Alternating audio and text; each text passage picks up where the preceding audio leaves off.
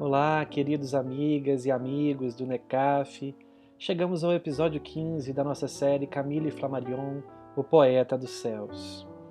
É um episódio muito caro ao meu coração e imagino que para vocês também que nos seguem, nos acompanham desde o início, porque nesse episódio nós trataremos da mudança de Camille Flammarion para Paris.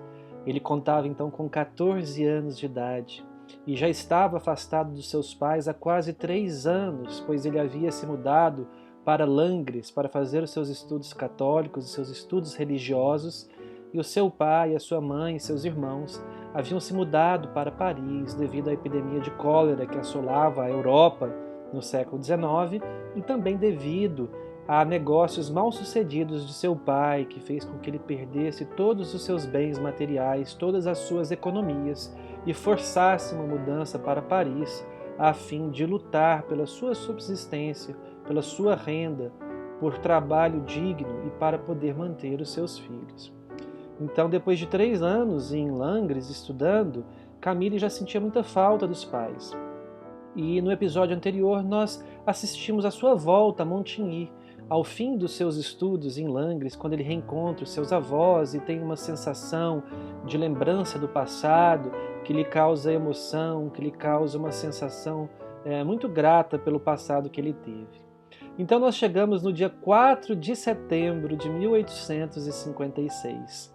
Essa é a data, 4 de setembro de 1856. Camille embarca em um trem em direção a Paris, na terceira classe do trem, na classe mais humilde. E, segundo ele mesmo nos comenta, esse trem era muito barulhento ali na terceira classe, ficava perto do motor do trem e as ferragens, talvez mal cuidadas, faziam um barulho estridente, mas ele não se incomodava com aquilo, porque ele colocou a sua cabeça, a sua face na janela do trem e foi apreciando a paisagem até Paris.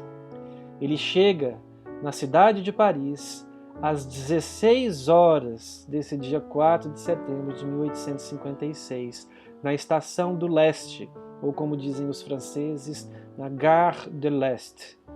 E é lá que estão recebendo, esperando, aguardando o seu pai, a sua irmã e o seu irmão. E Camille então vai nos dizer quais são as suas primeiras impressões da cidade. Ao entrar dentro da cidade, ainda dentro do trem, ele esperava encontrar palácios suntuosos, palácios maravilhosos, e ele se impressiona com o tamanho dos prédios, das casas, que ele imaginava serem um pouco mais baixas, não tão altas quanto ele encontrou na realidade.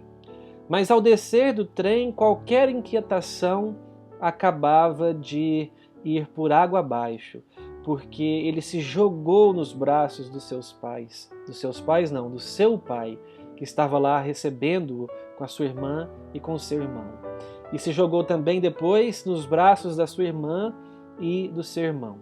E eu fico aqui imaginando a cena, um jovem de 14 anos, 3 anos distante dos seus pais, da sua família, descendo de um trem sozinho e se jogando nos braços do pai, recebendo-o de maneira aconchegante, encaixando a sua cabeça no peito do seu pai.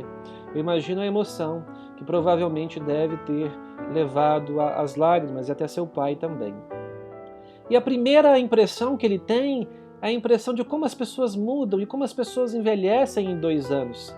Havia 2 anos que eles não se viam, quase 3, e ele notou que seu pai estava muito envelhecido, talvez por enfrentar essa dificuldade financeira, esse momento difícil para sustentar sua família. A sua irmã também havia crescido muito, e ele próprio, Camille, havia crescido bastante em termos de estatura. A pessoa que menos havia mudado ali naquele encontro era o seu irmão. E Camille nos contará que, muito provavelmente, se passassem mais 2 ou 3 anos e eles se cruzassem na rua, provavelmente ele não reconheceria sua irmã e seu pai, devido ao tanto que as pessoas mudavam em pouco tempo. Essa é a sua grande impressão inicial do reencontro com o seu pai, a sua irmã e seu irmão. Mas depois de 5 minutos daquele encontro inicial, tudo havia voltado ao normal. Era como se eles jamais tivessem se afastado. A conversa voltou a fluir, as gargalhadas, as risadas, o bom humor, aquela vontade de abraçar, de estar juntos, de viverem a vida juntos, havia regressado como nas épocas de Montigny, da sua infância já um pouco longínqua, uma vez que ele já era um jovem de 14 anos. Ele levava consigo apenas uma pequena maleta, uma pequena bolsa, com seus pertences mais íntimos, e havia deixado todos os seus livros, os seus dicionários, o seu material de estudo na cidade de Langres. Saindo da Estação do Leste em Paris, eles pegaram a Boulevard Strasbourg, uma das grandes boulevards de Paris, e caminhando a pé, Camille pôde ver, então, aspectos da cidade, da vida cotidiana dos moradores, aquele vai e vem de pessoas, observou melhor a arquitetura, a estrutura da cidade, até chegarem na rua em que eles moravam, a Boulevard dos Italianos, ou, como dizem os franceses, Boulevard des Italiens, número 17, em Paris. E Camille vai exclamar: "Ah, essa Paris maravilhosa e glória do mundo!" Então ele chega em Paris e desde o primeiro momento, por causa dessa caminhada que eles fizeram, da Estação do Leste até a Boulevard des Italiens, desde esse primeiro momento ele pôde ter essa vista de Paris, essa impressão sobre o assunto Paris. E o que mais lhe tocou o coração foi o sentimento de estranheza. Ele estranhou a grandeza da cidade e estranhou aquele aspecto barulhento, a quantidade de pessoas na rua, a quantidade de carruagens na rua que faziam muito barulho, o zum zum zum das pessoas indo e vindo e o barulho das carruagens. E ele compara aquilo com a sua vida pacata, calma e silenciosa nas cidades de Montigny e Langres, que eram cidades do interior da França, que não tinham essa movimentação toda, essa agitação toda. Então, ele conclui que a cidade de Paris, apesar de ser a glória do mundo, de ser a Paris maravilhosa, estava longe de ser o esplendor que ele sonhava durante a sua infância, devido a essa agitação e a esse barulho. Ele descobre que o seu pai estava trabalhando em um emprego muito modesto, muito simples, em um estúdio de fotografia. E ele nos trará o nome desse estúdio de fotografia, que é o estúdio Tournachon Nadar Fotografia. Na verdade, é Tournachon Nadar Jeune, que significa jovem. Tournachon Nadar Jeune e Compagnie. Era esse estúdio de fotografias em que o seu pai trabalhava num emprego muito humilde. Nós falaremos um pouco mais sobre esse trabalho de seu pai nesse emprego, mas agora o que nos interessa é que depois de uma pequena pesquisa histórica, eu descobri que esse estúdio era de Gaspard Félix Tournachon. Gaspard Félix Tournachon, que adotou um pseudônimo de Félix Nadar, ou Nadar, que foi um francês muito conhecido e muito famoso no campo da fotografia, que nasceu no ano de 1820 e desencarnou em 1910. Viveu 90 anos, Gaspard Félix Tournachon, ou Félix Nadar, seu pseudônimo. Mas por que nós estamos falando isso? Porque ele teve uma importância histórica na fotografia francesa, e foi ele, inclusive, que fotografou o nosso imperador Dom Pedro II no seu leito de morte, o corpo do imperador Dom Pedro II, depois do seu exílio na Europa. Ele também fotografou Victor Hugo no seu leito de morte e fotografou durante a vida várias personalidades francesas. Ele acabou escrevendo um livro muito famoso na França, na seção de fotografia, chamado Quand j'étais photographe, quando eu era fotógrafo, onde ele conta a sua experiência como fotógrafo, as suas motivações, os seus trabalhos. E é interessante que esse ano que Camille chega lá na cidade de Paris era 1856, e ele vai descrever esse emprego do seu pai como um emprego humilde lá no estúdio de Félix Nadar. E o curioso é que justamente em 1856, esse fotógrafo enfrentou um processo contra o seu irmão, que desentendeu-se com ele e montou um estúdio de fotografia próprio em 1856. E aí então eu fiquei me perguntando em qual estúdio de fotografia será que o pai de Camille trabalhou. Será que foi no de Félix Nadar, o Tournachon original, ou se foi no do seu irmão Adrien Tournachon? E eu concluí que foi no original, porque essa partilha, essa briga dos irmãos que foi para a justiça, aconteceu em 1856 e o pai de Camille já estava trabalhando nesse estúdio, que foi fundado em 1854. Então eu concluí que foi no estúdio original, Tournachon, Nadar, Jeanne e companhia. Camille, ao dizer que o emprego de seu pai era extremamente humilde, também descreverá com palavras simples e iniciais a moradia em que seu pai, sua mãe e seus irmãos estavam morando. Ele chega na moradia a pé, na Boulevard des Italiens, onde sua mãe o aguardava. E ela então o recebe afetuosamente, com muita emoção e com muita saudade.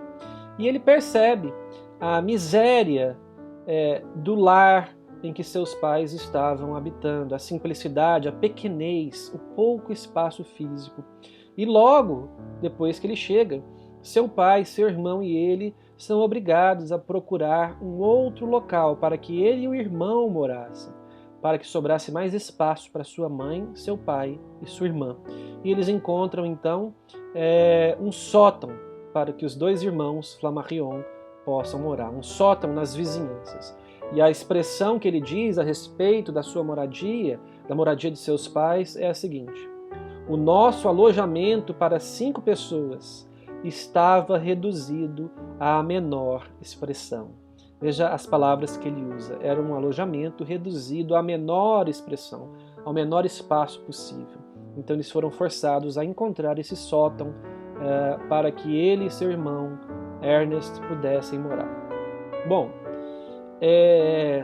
nesse ponto, Camille faz uma reflexão muito bonita, talvez uma das mais bonitas que nós já trouxemos para esse canal, principalmente a respeito da profundidade filosófica e da profundidade dessa lição que seus pais lhe deram. E é uma das lições mais bonitas, na minha opinião. Eu fiquei muito emocionado quando eu li essa passagem da sua vida, esse reconhecimento à grandeza e ao esforço dos seus pais.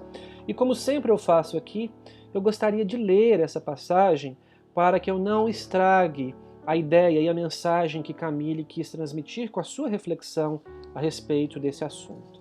Então, ele vai falar da grandeza do sacrifício dos pais e do exemplo que eles deram nesse processo de mudança para Paris, que eles entraram em falência, perderam tudo, mas que mantiveram a honra e o exemplo. Então eu vou ler esse pedaço para que nós possamos encaminhar-nos para o encerramento desse episódio. Então veja as palavras de Camille. Ao participar dessa miséria, compreendi o mérito conquistado por meus pais por terem tudo sacrificado pela honra e vendido tudo o que possuíam nos dias de seu conforto para pagar seus credores, ao invés de fazer como tantos outros, que arruinados pelos acontecimentos, fogem com o dinheiro que lhes sobram, sem se preocuparem com a consciência, que sem dúvida não os incomoda, ou sem se preocuparem com a opinião pública. E reconheci que ambos, meu pai e minha mãe, ao me darem aquele exemplo de energia e de trabalho, me mostraram o meu próprio dever. Olha só o honrar pai e mãe, exemplificado por Camille Flammarion. Ele reconhece a grandeza dos pais por terem sacrificado a honra, sacrificado todos o restante das suas economias para pagarem os seus credores, porque eles não ficariam em paz com a sua própria consciência e com a opinião pública, ao contrário de muitas pessoas que, ao deverem seus credores, fogem com a quantia que lhes resta e não se incomodam com a cobrança da própria consciência e nem com a honra e com a opinião pública.